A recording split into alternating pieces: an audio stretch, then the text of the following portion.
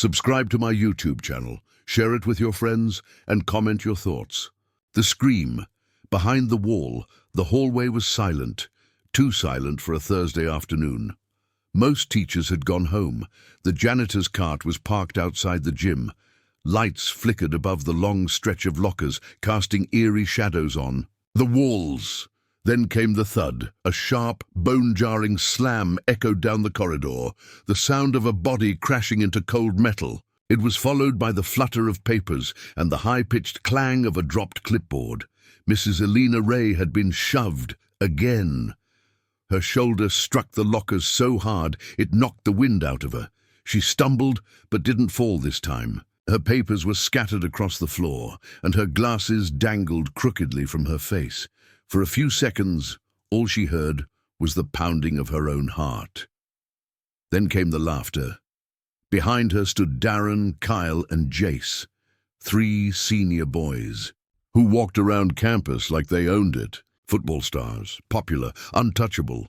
They leaned against the lockers with arms crossed and smug smiles, watching her like she was a worn-out show they were tired of bullying, but couldn't resist mocking one more time. "Oops," Kyle said, fake sympathy dripping from his voice. "Careful, Miss Ray, these old lockers bite." "You okay?" Darren smirked. "We wouldn't want you to file another report." Elena didn't answer. She knelt and began collecting her papers, trying to keep her hands from shaking. Her blouse was wrinkled from the impact. One of her folders had torn. A corner of her math lesson plan was crumpled beneath Kyle's sneaker. "You drop stuff a lot," Jace said as he stepped closer, crouching down just enough to whisper near her ear. "But if you ever tell anyone again, remember what happened." Last time, Elena's throat tightened. The last time, the time she dared report their harassment, had ended with her being suspended, not them. A fake video had surfaced. It showed her yelling at a student, but not the context, not the smirks, not the cruel messages slipped into her desk. The administration believed them, not her. She hadn't fought back since. She stood, quietly dusted, off her skirt, and walked away without a word. She didn't turn around, didn't let them see the fire in her eyes. But something had changed. They hadn't noticed it, but she had. A switch had flipped.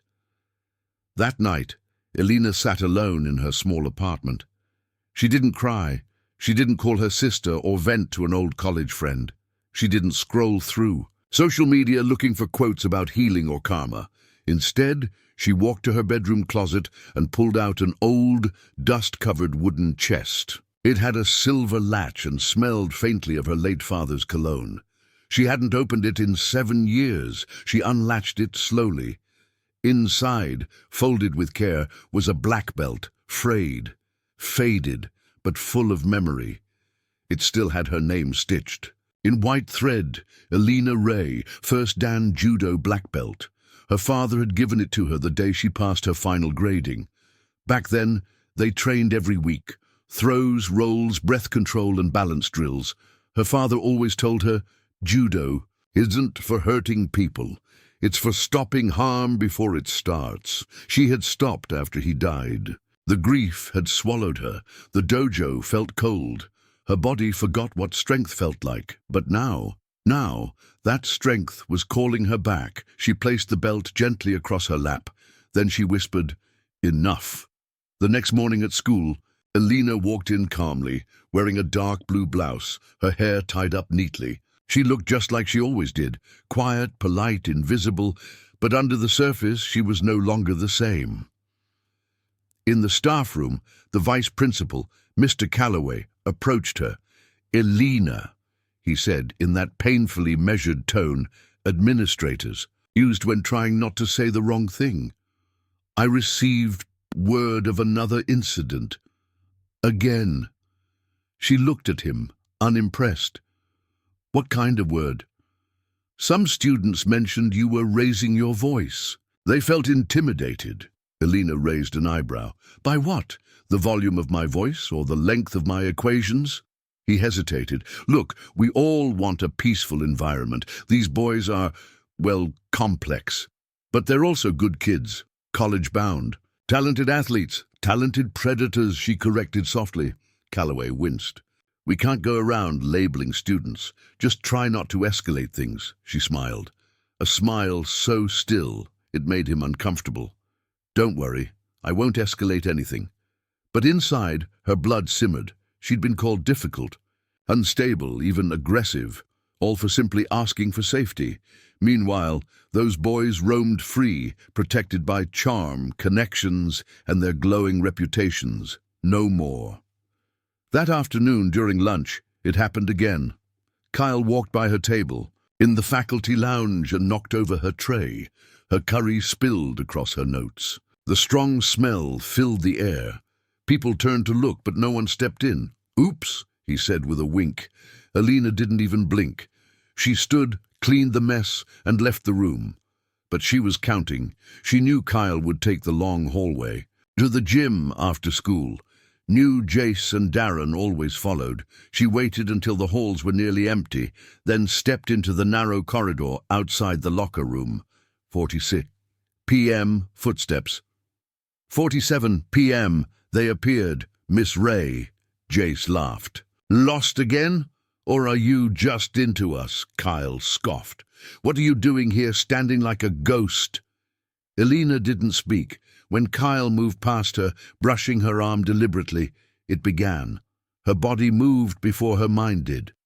She stepped into position, pivoted, grabbed his wrist, and twisted. With one fluid movement, she used his own momentum to send him into the lockers. Not with brutal force, but with calculated speed. His back hit with a deep metallic echo. He dropped his phone. Jace lunged at her in reflex. She turned, dropped low, and swept his legs from under him. He crashed to the ground, stunned. Darren stepped back, eyes wide. You can't do that. Are you insane? She stepped toward him, her tone calm but ice cold. Are you filming now? He looked down. His phone was in his locker. He hadn't even thought to grab it. She crouched beside Kyle, who was groaning on the ground. You ever touch me again, she said, her voice barely a whisper. And next time, I won't hold back. Then she stood up, adjusted her shirt, and walked away. No drama, no shouting, just control. But peace didn't follow. That evening, her inbox exploded. Subject, urgent review. Physical assault by staff member. The boys had filed a formal complaint. They claimed she attacked them without warning, that she threw them against lockers, that she threatened them, and the worst part, the administration believed it. Again. Alina, Principal Garner called her the next morning. This is serious. We'll need to open an investigation. You may need to be placed on administrative leave while we sort this out. Alina remained silent. She didn't panic, because she had noticed something during the hallway incident. A flicker, a shadow near the stairwell. Someone was watching, and not just watching, recording. That person was Lena Santos, a soft-spoken junior who often sat in the back of Alina's algebra class. She had always admired Mrs. Ray, the only teacher who never mocked her stutter, who praised her doodles in the margins of her test papers, who once told her, smart girls don't always have to shout to be powerful. Lena had stayed behind that day to return a library book. She'd heard voices, peeked around the corner, and pressed record on instinct. Now she sat in her bedroom, heart pounding, rewatching the video she captured. It didn't show a crazy teacher.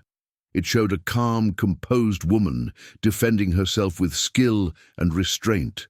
It showed the truth. Lena stared at her phone. She knew what this video meant, but she also knew what would happen if she got involved. The boys were powerful, their parents even more so. One word from them, and her life could become a nightmare. No prom, no college recommendation letters, no peace. She stared at the screen for a long time. Then she opened her messages, typed, Mrs. Ray, I have something you need to see, and hit send. The video. They never expected. The email came early. Subject, administrative leave. Notice, Alina read it in silence. She didn't slam her desk, didn't curse, didn't even sigh. She just stared at the screen. Her suspension was official. Until further notice, she was barred from entering the school building, pending an investigation. Her classroom, her escape, was now off limits, all because she dared to defend herself. She locked her computer screen, stood slowly, and glanced around the empty room. The window blinds shifted gently from the breeze. Her students' last quiz papers sat ungraded in a neat pile. She straightened them instinctively, even though no one would care anymore. A knock broke the silence. She turned. It was Lena. Tiny, bookish, quiet Lena. Always hiding behind her long black hair, always sketching in her notebook. She rarely spoke in class, but when she did, her voice trembled like it was apologizing for existing. Elena blinked in surprise. "Lena, what are you—" "I have to show you something." Lena stepped in and closed the door. She pulled out her phone, tapped the screen, and held it out. Elena squinted as the video played. The hallway, the push, Kyle's smirk, her stance, the throws, everything raw, unfiltered, and clear. And most importantly, it wasn't violent. It was controlled, defensive, precise. And at the end of the video, Lena's camera caught something else, the three boys laughing before the incident, plotting. Elena stared at the screen. Her throat tightened. "Why did you record this?" she asked, voice low. "I just felt like something was wrong." "And I knew they'd lie," Lena whispered. "I didn't mean to spy, I was scared. But when I saw what they said after—" Elena reached out and took Lena's hand gently. "You did the right thing." "No one's going to believe you unless they see this," Lena said, her voice shaking. I want to help, but you're scared," Elena finished for her. Lena nodded. Elena understood. This wasn't just about boys bullying a teacher anymore. This was about power. These boys had it, and anyone who challenged them got crushed, teacher or student. Elena took a breath. "You're under no pressure. I'll never ask you to do something that risks your safety. But if you're brave enough—" Lena nodded again, this time slower. "I'll send you the video." That evening, Elena sat in her apartment, phone clutched in her hand, playing the video over and over. She could already hear the counterattack. If she went public, she trained in martial arts, she's dangerous. She should have walked away. They're just kids. But this wasn't about self-defense anymore. This was about truth. And someone had to break the cycle. She emailed the video to the school board. She attached a statement, clear, honest, calm. Then she hit send. The next morning, chaos erupted. Principal Garner's office was a battlefield. Phones rang non-stop. Parents were calling, teachers were whispering. Some students had already seen a clip of the video online, posted anonymously overnight. No one knew who leaked it, but the school was buzzing. "Did you see her move?" They lied. "Wait, wasn't she suspended?" Garner called an emergency meeting. "Elena," he said over the phone, "I need you to come in. Today. Please." She arrived 30 minutes later, dressed in a simple beige blouse and black slacks, hair tied neatly. She walked through the front doors like a soldier entering battle.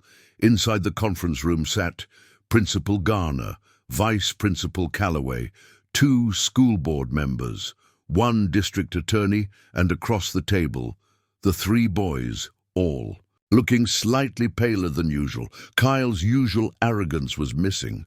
Darren refused to meet her eyes. Jace was visibly sweating.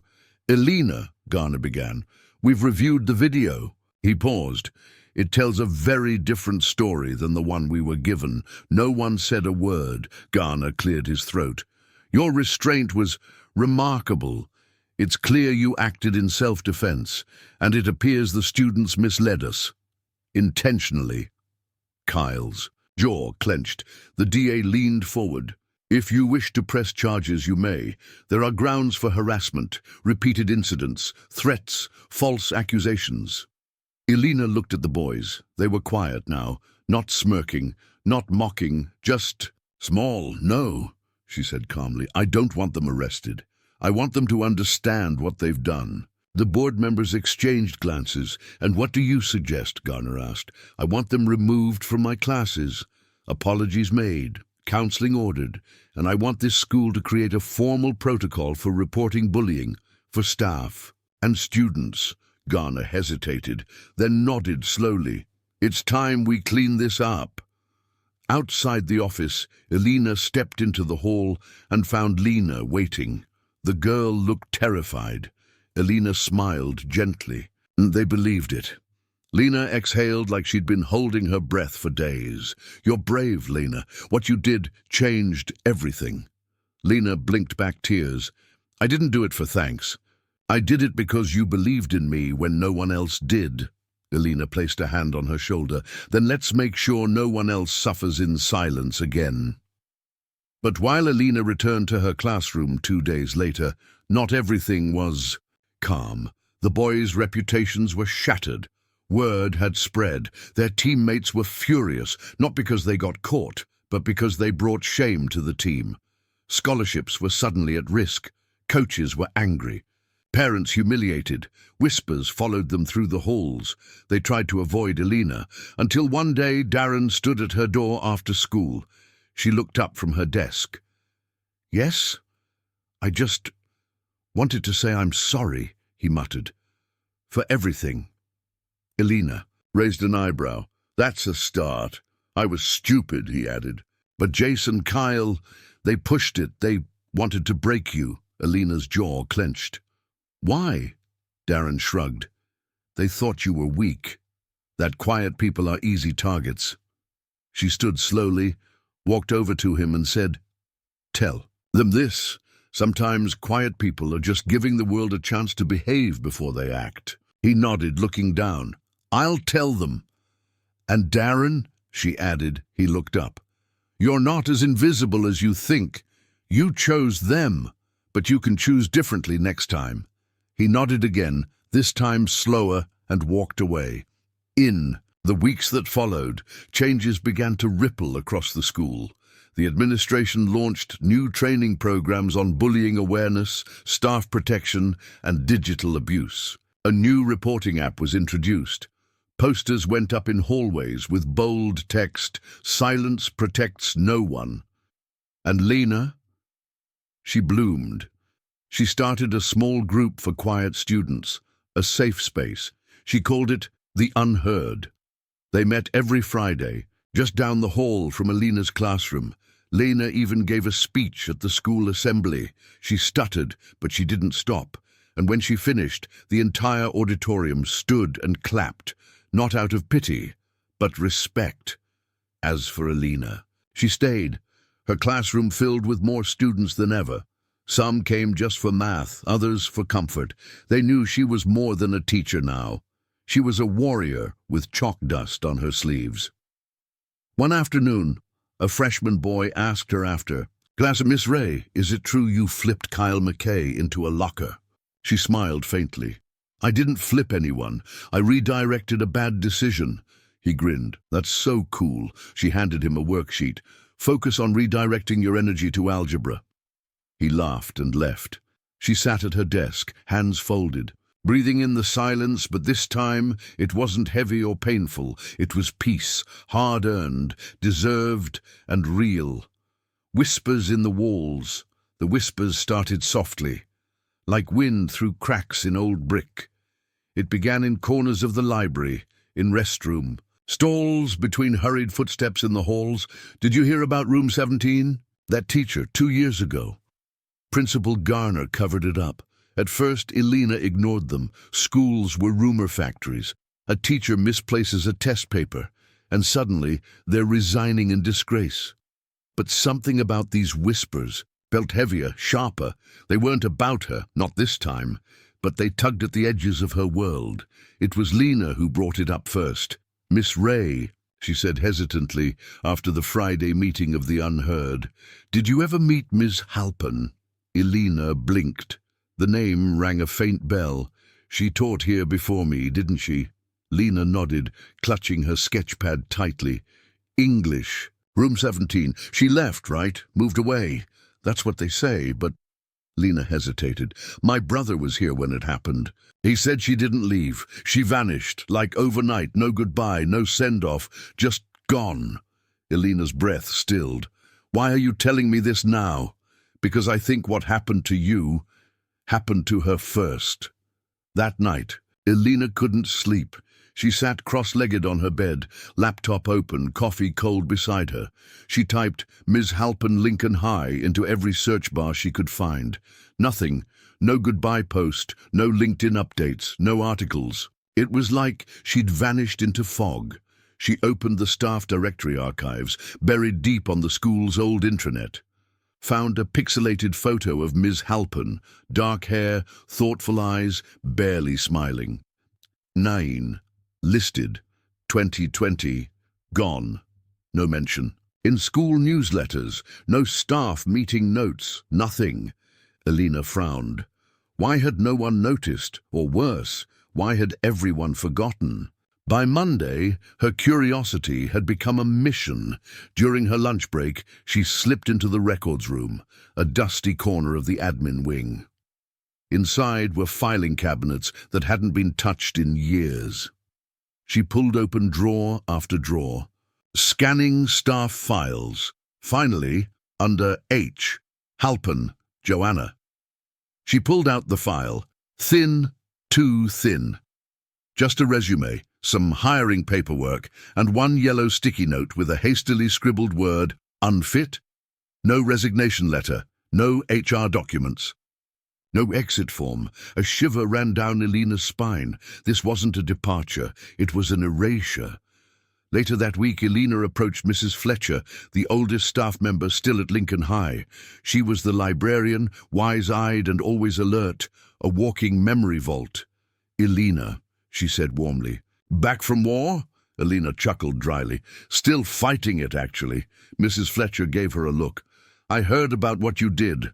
Took guts. I need a favor, Elena said. I'm trying to find out what really happened to Ms. Halpern. The warmth faded from Mrs. Fletcher's eyes. Elena, let that sleeping dog lie. Why? What happened? Fletcher lowered her voice. She reported a group of senior boys for sexual harassment, classroom invasions, inappropriate comments. She sent reports to Principal Garner. Elena's heart thudded.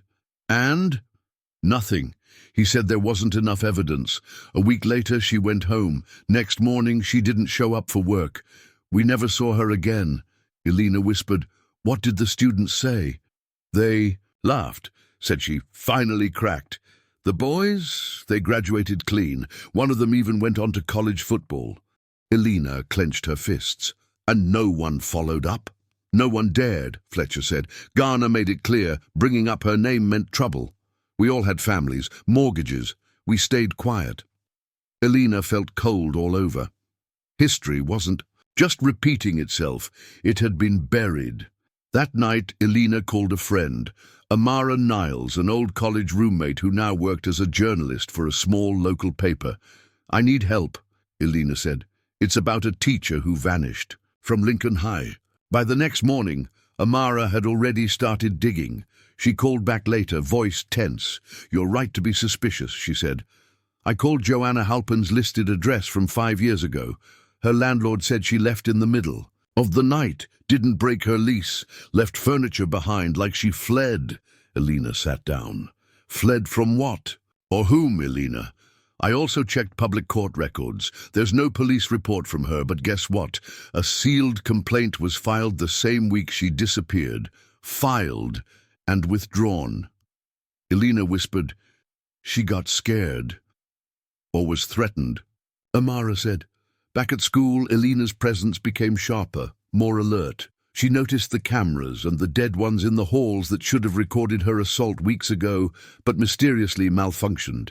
She saw Garner's office light, always on late, even when no one else was around, and she started noticing Rachel, the new counselor, having hushed meetings with students Elena didn't recognize from her own classes. Students who looked haunted. 1. Afternoon, Elena approached her. Rachel, do you know anything about Ms. Halpin? The woman stiffened. I heard rumors, she said cautiously. But that was before my time here. Were they ever confirmed? Rachel looked around, leaned closer. All I know is she was left unprotected, and when she reached out for help, they closed the door on her. Rachel paused. Don't let them do the same to you. Elena couldn't stay silent anymore. During the next unheard meeting, she told the group a version of the truth. There was a teacher before me, Joanna Halpern. She tried to stand up against something ugly, but no one stood with her. She vanished, and no one asked why. The room went still. Lena's eyes widened. A sophomore named Rafi bit his lip. Elena's voice grew firm. We are not letting it happen again. The article came out 2 weeks later. Vanished. The teacher. Lincoln High forgot. Amara published it online, anonymously sourced but powerful. It included quotes from Fletcher, timelines, records, even a redacted version of the sealed complaint's filing date. The story spread like wildfire. Teachers whispered. Parents emailed. The school board demanded answers. Garner? He panicked. In a closed-door meeting, he tried to discredit Elena. She's manipulating the students, he barked, but this time there was video, statements, voices. Even Lena stepped forward officially. She told me I mattered when no one else did, she said to the board. This school has failed good people long enough. Garner's empire was crumbling, and when Amara uncovered a series of private emails, Garner silencing Ms. Halpern's complaints, the board took action.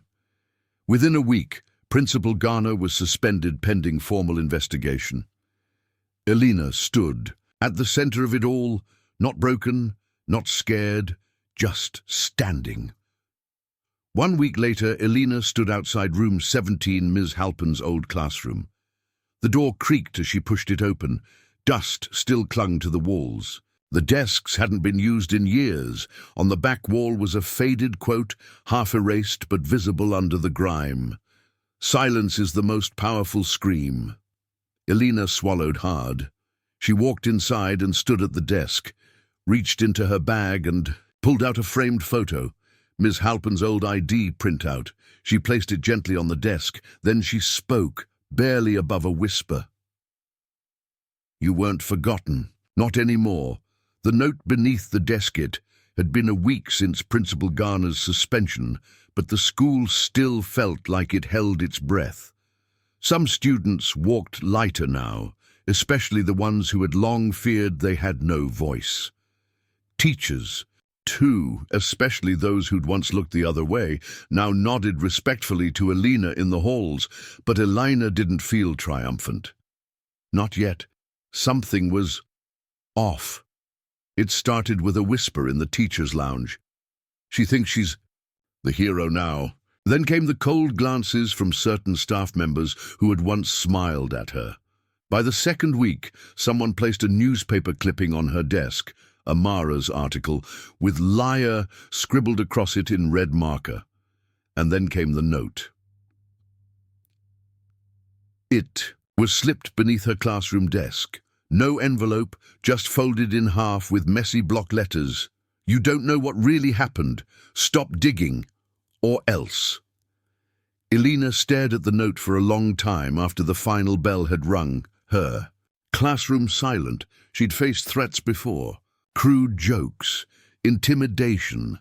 But this wasn't about bruises anymore. This was about truth, and someone wanted that truth to stay dead. She folded the note carefully, placed it in her bag, and walked out, her heels clicking against the tile like a warning bell. That evening she met with Amara in her car outside the school. Elena, Amara said after reading the note. This is a threat. You need to report it. To whom? The school board? They're still cleaning up Garner's mess. Amara sighed. Then go public again. Take it higher. You're sitting on something bigger than a cover-up. Elena nodded. Slowly. There's something I haven't told you. She leaned in. Before she vanished, Ms. Halpern wrote one last note to a student. It was never found, but someone mentioned it. A personal letter. I think that note might have named her abusers. Amara's eyes sharpened. And you think someone's still hiding it? I think someone here knows more than they're saying. Amara looked at the school's looming silhouette. Then we find out who. Back at school, Elena returned to the Unheard Club with a new kind of urgency. She gathered Lena, Rafi, and 3 other students, Zara, Max, and Nevea. I need your help, she told them. I think someone is trying to silence the truth. About Ms. Halpin. Again, Lena's hands gripped her sketchbook. Is it someone in the school? Most likely, Elena said. I need us to look for anything that might have belonged to her. Journals, books, notes, anything. Max frowned. But room 17's been locked down since she left. Elena smiled faintly. Not anymore. They met after hours, just after the janitor finished his round. Elena had quietly gotten permission from the board's interim rep to access room 17 again. It was like stepping into a time capsule, dust on everything. Old textbooks still stacked in the corner, posters faded from sunlight and years of neglect. The group split up, moving silently, opening drawers, rifling through cabinets, tapping on walls. It was Lena who found it. Miss Ray, she whispered, eyes wide. She held up a hardcover copy of The Bell Jar. A thin sheet of paper had been wedged deep in its spine. They gathered as Elena unfolded it. The ink had faded, but the words remained. To the one who finds this, they won't. Let me tell the truth. I've tried, but every door I knock on shuts tighter. They told me I imagined it, that boys will be boys. But I know what they did. I still hear them laughing outside my apartment at night. I still feel them watching me in the halls. I'm leaving, because if I don't, I'll break. Their names are... The bottom of the letter was torn. Nevia's voice broke the silence. She tried to expose them, and someone made sure she couldn't, Max added. Lena whispered, Do you think the rest of the letter still exists? I don't know, Elena said, but we have to try. The next day, Elena made copies of the letter and sent one to Amara. That afternoon, she was summoned by Ms. Rowley, the interim principal. Miss Ray, she said gently, you've stirred the water again. I found new evidence, Elena said. We have to follow it. Rowley sighed. I admire your courage. I truly do. But there are limits to what we can push without confirmation. Elena pulled the copy from her folder. We have confirmation. Rowley read it, then sat back. Her face paled. Do you recognize the handwriting? Elena asked. Rowley hesitated. It's Halpin's. I saw it on reports she filed with Garner. Then why didn't you... Because, Rowley interrupted, Garner made us believe we were imagining things too. He was careful, manipulative. He made staff choose between their jobs and their conscience. Elena leaned forward. What if we could prove who the boys were? Rowley looked up. Then I'd stand beside you at the next board meeting. Elena exhaled. That was all she needed to hear. That evening, Amara called with a whisper of gold. I checked Halpin's old email archives. An alumni sent her a thank you message for helping him through a rough patch. That student still lives nearby. I contacted him. Elena's heart jumped. Did he know her well? Better than well. He said Ms. Halpin confided in him before she disappeared. She gave him something. A journal. Better. A tape. Elena froze. A what? A cassette, recorded in her voice. But here's the twist. He never listened to it. He thought it was personal. He still has it. Elena could hardly breathe. Can we get it? He said he'll give it to you, on one condition. What? That you finish what Ms. Halpern started. Elena met the former student Andre the next morning in a quiet diner. He looked older now, mid-20s, soft-spoken, intelligent eyes. I was one of her favorites, he said. She made me believe I wasn't invisible. He slid a cassette tape across the table. She told me to keep it safe, said someday someone braver than her would come along. Elena closed her fingers around the tape. Thank you. Andre, met her eyes. Just promise me. Make them pay. Back in her apartment, Elena borrowed an old cassette player from the school's AV department. She inserted the tape and pressed play. Ms. Halpin's voice filled the room, soft, trembling but clear. If you're hearing this, I probably didn't make it far. My name is Joanna Halpin. I taught English at Lincoln High from 2018 to 2020, and I was harassed by 3 students, Travis M., Brent G., and Jason K. They followed me, filmed me, broke into my car. When I reported them, Principal Garner said I had no evidence, but he had the footage. He covered for them. He threatened. Me too, the tape crackled, then ended in silence. Elena sat for a long time, the player whirring. She had what she needed. Names, voice, proof. The ghosts of the past were finally speaking, and now Elena had to make sure the world listened. The betrayal in the club, the tape, echoed in Elena's mind for hours after she heard it. She copied it immediately, one on her laptop, another on a USB she now wore around her neck like a pendant. She had learned her lesson. Evidence vanished too easily. The next morning, she emailed the audio file to Amara with the subject, "This changes everything." Within hours, Amara called. "Elena," she said, her voice tinged with urgency, "this tape, it's real, it's raw, it's explosive, but releasing it publicly, you have to be ready for what follows." "I'm ready," Elena replied. "No more fear," Amara hesitated. "Okay, then I'll prepare the article and post the audio, but Elena, stay alert. People who cover up the truth will fight like hell to bury it again." That evening, Elena gathered the unheard in their usual room. She needed to tell them what was coming. She plugged her laptop into the projector and played the tape. When the last word faded, the room was silent. No one even breathed. Lena's eyes welled with tears. Rafi clenched his fists. Max looked stunned.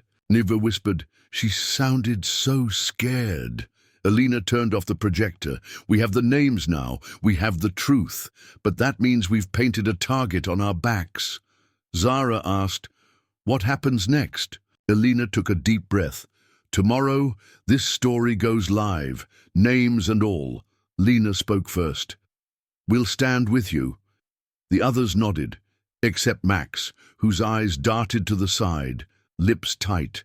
Elena noticed. The next morning, the article dropped. Headline, 3 names, 1 cover-up. Teacher's hidden tape exposes shocking truth at Lincoln High. Within minutes, it exploded online. The school board's office phone rang off the hook. Local news vans rolled up by noon. Parents stormed the gates, demanding accountability. Students whispered in hallways, phones in hand, listening to the tape. Over and over, and by lunch the names were out. Travis, Brent, Jason, 3 popular boys. 2 were now in college, 1 still a senior at Lincoln. The walls shook, but so did the backlash. By 2 p.m., Elena was summoned to Ms. Rowley's office again. This time the door was closed, blinds shut. "You just turned the school into a war zone," Rowley said. "Half the staff are being questioned. Legal counsel's already involved." "We have the truth. We have to stand by it," Elena said. Firmly. Rowley's eyes were weary. "I'm not blaming you. I just need you to know what's coming." "Which is?" "They're threatening to sue. The parents, the boys, even the board." Elena stiffened. "Let them. We'll fight." Rowley gave a tired smile. "Then brace yourself. This won't be civil." By the end of the day, the hate started trickling in. Anonymous emails calling her a liar, a voicemail with a garbled voice growling, "You should have stayed quiet." Then, worst of all, a news report on a local channel showing her face with the headline, "Controversial. Teacher launches online smear campaign. Students named." Elena stared at the screen, her stomach sinking. Who fed them that angle? That night she couldn't sleep. At 3:14 a.m., she checked her phone and froze. A private Instagram account had posted a photo of her apartment building. Captioned, "Let's see how brave you really are now, Miss Ray." Her hands shook. She immediately forwarded it to Amara. Within seconds, Amara called. "That's harassment. Go to the police." "I will," Elena whispered, "but this came from someone inside, someone who knows where I live." The next morning, the club met again. Max didn't show. "Anyone heard from Max?" Elena asked. Lena frowned. "He texted me late last night, said he wasn't feeling well." Elena didn't push, but her gut twisted. Later that afternoon, her fears came true. While scrolling through social media, a trending post caught her eye. A screenshot of a DM conversation between an anonymous student and a user named iLinkTruthbuster. The messages were damning. "She forged that tape. I was there when she planned it. I'll give you screenshots of our group chat too. We'll expose her." Elena's heart dropped. She clicked the profile. Max. He had turned. That evening, the club met privately, without him. "He betrayed us," Rafi said. "He gave them lies." Nevia asked, "Why would he do that?" Zara shrugged. "Money, pressure." Lena bit her lip. "I trusted him." Elena sat silently for a moment, then said, "Let them have Max. Let them leak whatever they want. We have something they don't." "What?" "The full truth. And I haven't even released the second tape yet." The students gasped. "You have more?" Lena whispered. Elena nodded. "It's Ms. Halpern's last recording. She names the teachers who helped cover it up." The next day, Elena delivered a sealed envelope to Ms. Rowley. "Another recording?" Rowley asked. "Yes, she names Garner, but also another staff member, someone still here." Rowley's face changed. "Who? You'll hear it," Elena said, standing. "But I want to play it live at the board hearing next week. I want the entire town to hear it." "You sure about this?" Elena's jaw clenched. They tried to bury her story once. They won't get a second chance. Over the weekend, news of the upcoming board hearings spread like wildfire. Crowds were expected. Even alumni were returning. But Elena couldn't shake the feeling that the worst hadn't come yet. On Sunday, while preparing slides for her testimony, her phone buzzed, a message from an unknown number. "Check your email, rat." She opened her inbox, a single video file, surveillance footage from the school hallway. Elena's heart thudded as she clicked play. It was her, in the teacher's lounge, speaking to Lena, comforting her. The audio was missing, but the body language was clear. Elena leaned over, touched Lena's arm. Then came the caption added by the sender. "Proof she manipulated a minor. Is this your hero?" They were going to twist her words, twist her kindness. Turn her into the villain. She stood frozen, shaking. They had surveillance footage and were ready to spin it. Elena called Amara. "They're coming at me with lies, videos, smear tactics." Amara didn't miss a beat. "Then we fight fire with fire. The second tape, you release it before the hearing, tonight." Elena swallowed. "Are you sure? You want to win this war. Don't wait for a hearing. Drop the truth before they finish building their lie." That night, Elena sat in front of her laptop. She opened the audio file and clicked upload. The title read, "Tape 2, Halpern's Last Words." She wrote a single caption. She trusted no one. But she told everything. And hit post. Within hours, it was trending. This time there were no questions. Ms. Halpern's voice was firm. "I begged Garner to remove the boys. He refused. But the worst betrayal? Mr. Dean, the counselor. He told the boys what I said. In private. He fed them my schedule. He even laughed with them in the halls. He made me feel insane." The city reeled. Garner's name was already stained. But Mr. Dean, still on staff, still advising students. Now exposed. Parents erupted. Students wept. News anchors demanded arrests. The final match had been lit, and the fire was spreading. By midnight, Elena's phone buzzed again. It was Lena. Her voice shook. "Miss Ray, they broke Max. He sent me a message. Said they offered him college admissions, money, and protection if he turned on you. He's sorry." Elena closed her eyes. The System ran deeper than she thought, but with every new truth, another brick fell, another silence shattered. They couldn't stop this storm now.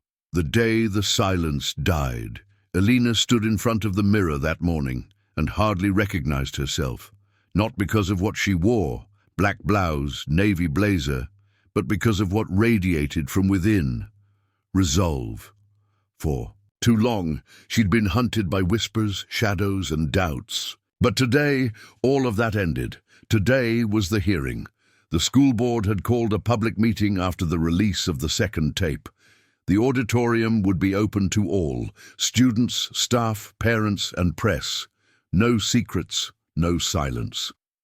The truth would no longer knock. It would march in, screaming. By 9 a.m., the high school auditorium was packed. Parents sat shoulder to shoulder with students. Teachers hovered nervously in the aisles. Reporters occupied the back rows, cameras quietly clicking, and right in front, lined in solemn chairs, sat the school board. 5 members, suits, stern expressions, coffee cups in hand. At the center stood an empty podium until Elena stepped up. She didn't look at the crowd. Not at first. Instead, she opened her folder and slowly pulled out a single printed photo. Ms. Halpin. She pinned it to the front of the podium, then took a breath and looked up. Silence gripped the room. Then she began. "My name is Elena Ray. I'm a math teacher. And I'm here because of her." She tapped the photo gently. This woman, Ms. Halpin, was not just a teacher. She was a protector, a truth-teller, and she was silenced. Murmurs rippled. She was bullied by students, ignored by leadership, and betrayed by the very people meant to protect her. When she cried out for help, the school turned its back. She paused, her voice trembling. And when she documented what happened, they covered it up. A board member leaned forward. "Ms. Ray, you've made serious claims. Do you have direct evidence?" Elena nodded once. Then she pressed play. The audio filled the auditorium. Ms. Halpin's final testimony. Gasps, whispers, even quiet sobs as her voice described the manipulation by Counselor Dean, the indifference of Principal Garner, the fear she lived with daily. By the time the tape ended, you could hear a pin drop. Elena turned back to the board. "This recording was made 6 days before Ms. Halpin left this building forever. She trusted me with it, and I trust this community with the truth." Then from the audience someone stood. "Ms. Rowley." She stepped forward, holding up a folder. "I'd like to submit my own statement. I found staff records, emails, and complaints that corroborate Ms. Halpin's testimony. I can no longer be silent." The board members exchanged glances, but the real surprise came next. Another figure stood, from the far right aisle. Lena. Voice trembling, she said, "Miss Ray saved me. She taught me I had a voice, too. I was bullied by Jason, the same boy Ms. Halpin warned about. I never told anyone. Until now." Then another student stood, and another, and another. One by one, they told their stories. Some brief, some painful, some angry. The floodgates had opened. Truth was no longer afraid. By afternoon, the board declared a recess to deliberate. Elena waited outside the auditorium, seated on a bench with Amara beside her. "You did it," Amara whispered. Elena didn't answer right away. She stared out the window at the front lawn. Students standing in clusters, talking, comforting each other. Then she said, "We did it, but it's not over." At 3:42 p.m., the board returned. The lead member, Mr. Hendricks, cleared his throat. "We've disturbing credible evidence. Effective immediately. Principal Garner is placed on administrative leave, pending investigation. Counselor Dean is suspended. The district will launch a full review of harassment policies and past cases. Any staff member found complicit will be removed." Gasps erupted, but Hendricks wasn't finished. We also owe someone an apology. Ms. Ray, this board formally apologizes for dismissing your concerns. You acted with courage, integrity, and compassion. We failed to protect you and others. Elena swallowed hard. Hendricks added, "You are hereby reinstated with commendation, and we will be working with you to shape the new anti-harassment policy for the district." Elena bowed her head, not in shame, but in honor. The next few weeks were a blur. Garner's resignation made headlines. Dean was investigated and later charged for tampering with student safety. The bullies, Travis, Brent, and Jason, faced legal consequences. Jason, still a student, was expelled. The others were sued civilly by families who came forward after the tapes. Max tried to reach out. Elena never answered. Some wounds, though forgiven, needed time before they could heal. 1 month later, a new plaque appeared on the library wall. In memory of Ms. Halpin, truth always finds a voice. A photo of her smiling in the school garden was framed beneath. Students left flowers every day. In her classroom, Elena taught with more fire than ever, but she also listened more. To silences, to glances, to students who hesitated to speak. Because now she understood what courage it took to say, "I'm not okay." That Friday, the Unheard held their final meeting of the year. Lena brought cupcakes. Rafi brought a speaker. Nevaeh played a soft song. Zara hugged Elena tight. "You taught us how to fight back." Elena smiled. "You already knew how. You just needed someone to remind you." Then they opened a notebook and began something new, a list, stories that deserved to be heard. And they started writing. That night, as Elena walked home under a golden sky, she passed the corner where she once got shoved into lockers. She paused. The memory no longer stung, because she wasn't that quiet teacher anymore. She was the voice no one could silence, and behind her, students, survivors, allies had found their own voices too. The silence had died, and in its place, truth stood tall. The end.